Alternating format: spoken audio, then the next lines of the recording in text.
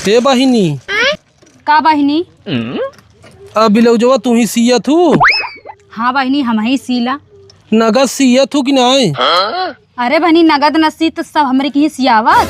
हला बहिनी तनी हमारे के ब्लाउज सी दे।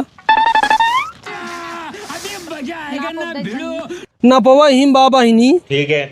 ये बहिनी देखा नाप से हम ब्लाउज ना सी पाए जानू, हम डायरेक्ट ऐसे नाप ले थे। ये भगवान क्या जुल्म है। बाद में काबू की ऐसा ऐसे रुको जरा। हाँ तो ऐसे करा। अरे बहिनी आराम से नापू। सबर करो। अरे बहिनी कितना तोहरे हाथवा में बाल बा हो। अरे का बताई बहिनिया, हम ब्यूटी पार्लर ना जाई पाई ना, तीही बिना इतना बड़ बड़ हो गवा बा। तहर मन से तो तुम्हें बोलता ना। सब मन से दू चाहत उनकर मेहर चिकन भुक्कन रहे, लेकिन का करबू। इतना बाजू ठीक बा। हाँ बहिनी जितना हो सके उतना रख। अरे बहिनी कितना मोटान हाउ हो। का करी बहिनी, हमरे मन से दुआ ना रोज चाट चाउमीन फुल्की बर्गर पिज्जा ये तो खियावत है। हमारी अलावा नाप ले इतना भले बा। हाँ हाँ बहिनी। अरे बहिनी तोहर कमर हो कि कमरा का भा बहिनी? अरे भाई इतना के हुक मोट रहत है।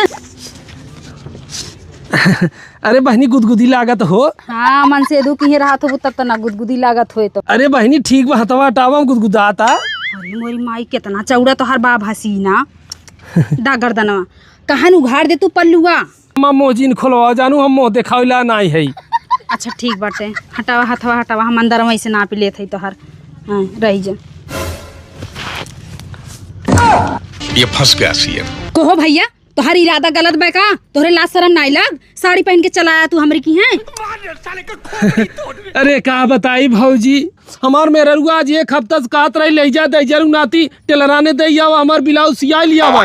अब सब गांव वाले ताना मारत इनकी सरवा मेहर बसाओ मेहर रुआ गोरुआरी करत रहता है। तो मेहर बसुआ सब कहाला तो का कर बस साड़ी पहन के चलाई बा तू। कब का कहते हुई में नापबा तो हम का करी। चला ठीक बा सी दे भाई, अपने मेहररुआ के भेज देले होता।